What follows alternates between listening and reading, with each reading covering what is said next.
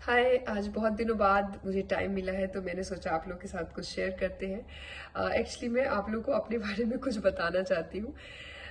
जैसे स्टार्टिंग से ही ना मेरा फैमिली पॉलिटिक्स में कभी से भी कोई इंटरेस्ट नहीं रहा है। जैसे होता है ना कि देवरानी जेठानी में कंपटीशन होना या ननद भाभी में कंपटीशन होना, अपनी पॉइंट्स बढ़ाने के लिए अलग अलग तरह की एक्टिविटीज़ करना।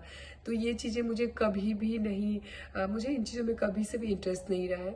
मुझे कंपटीशन मेरे हस्बैंड से होता था, मुझे उनके फ्रेंड्स से कंपटीशन होता था। मुझे ऐसे लगता था कि अगर वो इतना अर्न कर सकते हैं तो मैं क्यों नहीं, या फिर अगर वो इतना मेहनत करते हैं तो मैं क्यों नहीं कर सकती।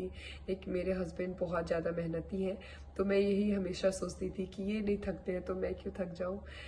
बट मेरी जर्नी थोड़ी अलग है।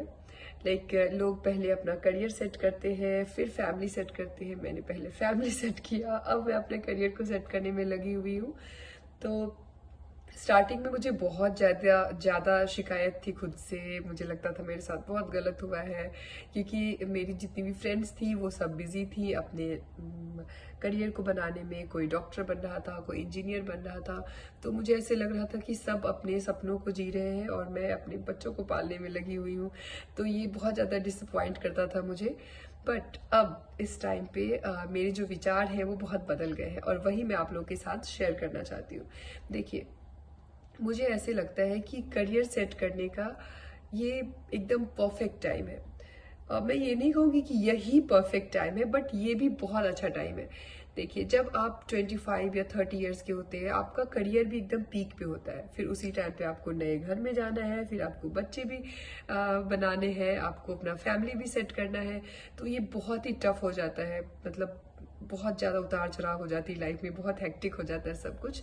तो आप ना तो अपनी जॉब को 100% दे पाते हैं और ना ही अपनी फैमिली को दे पाते हैं। तो मैंने जो अनुभव किया है वो मैं आप लोगों के साथ शेयर करना चाहती हूँ कि जब मैं अपने फैमिली में सेट हो रही थी, जब मैं अपनी फैमिली बना रही थी, जब मैं अपने बच्चों को बड़े कर रही थी, तो उस टाइम मैं एकदम यंग थी। तो बहुत ज़्यादा एनर्जी था मेरे अंदर, मैं अपने हर एक काम को 100% देती थी। मैंने अपने बच्चों को, मुझे ऐसे लगता है कि उनके साथ खेलते हुए मैं भी बड़ी हुई हूँ। तो मैंने बहुत इंजॉय किया उस वाले फेज को भी। और अब जबकि मैंने 40 इयर्स कंप्लीट कर लिया है, तो अब मुझे ऐसे लगता है कि जब 40 इयर्स में दूसरे लोग थोड़े से थक जाते हैं, थोड़े रुक जाते हैं, एक ठहराव सा आ जाता है। तो अभी मैं अपने सपने को जी रही हूँ। अब जो मेरे ड्रीम्स थे, जैसे मैं जीना चाह रही थी, जिस तरह मैं अर्न करना चाहती थी, जो भी मैं करना चाह रही थी, तो अब मेरे पास बहुत सारा टाइम है, क्योंकि अब मेरा फैमिली सेट है, अब मेरे बच्चे बड़े हो गए हैं। अब वो मुझे अच्छे से समझते हैं, मैं उनको अच्छे से समझती हूँ, तो मुझे इन चीज़ों में अपना टाइम नहीं देना पड़ता है, और मैं अपना पूरा का पूरा ध्यान अपने करियर पे दे पाती हूँ। तो एकदम परफेक्ट टाइम है। तो मैं ये कहना चाह रही हूँ कि मेरी कुछ फ्रेंड्स जो है, या फिर मेरी कुछ स्टूडेंट्स भी हैं जो ये सोचती हैं कि यार 40 इयर्स हो गया है, अब क्या ही करना, अब तो बस हो गया ख़त्म। तो बिल्कुल भी ख़त्म नहीं हुआ है। देखिए, आपकी शादी चाहे 25 में हुई है या 30 में हुई है, तो 10-15 साल से आप एक ही तरह की लाइफ जीते आए हैं ना। तो एक मोनोटोनस सी हो जाती है हमारी लाइफ।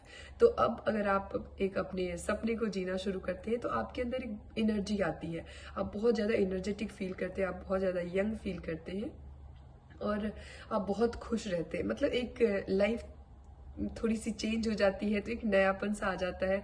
और ये नयापन, और ये आप जो मेहनत करते हैं, आप कुछ अचीव करते हैं इस टाइम पे जा करके, तो ये चीज़ आपको बहुत एनर्जेटिक, बहुत ऊर्जावान बना के रखता है, और आप बहुत यंग और मज़े से अपनी लाइफ को जी रहे होते हैं। तो मैं अपनी लाइफ को जी रही हूँ, एंड इसलिए मैंने सोचा कि आप लोगों के साथ भी शेयर करूँ कि मैं अभी 6 बैचेस लेती हूँ, मैं डाइट भी देती हूँ, मैं पार्टीज भी करती हूँ, मैं अपने बच्चों के साथ डांस भी करती हूँ, अपने शौक सारे पूरे करती हूँ, और साथ में करियर भी। मुझे नहीं पता मैं अपनी लाइफ में कितनी आगे जाऊंगी, लेकिन ये जो जर्नी है ना वो बहुत खूबसूरत है, और मैं इसको बहुत ज़्यादा इंजॉय कर रही हूँ। तो मैं चाहती हूँ कि आप लोगों को भी, आप लोगों के अंदर भी अगर कोई ख्वाहिश दबी हुई है, तो अभी लेट नहीं हुआ है। अभी बहुत सही टाइम है कि आप अपने सपनों को जिए, और भी ज़्यादा यंग और एनर्जेटिक बने रहें। Thank you.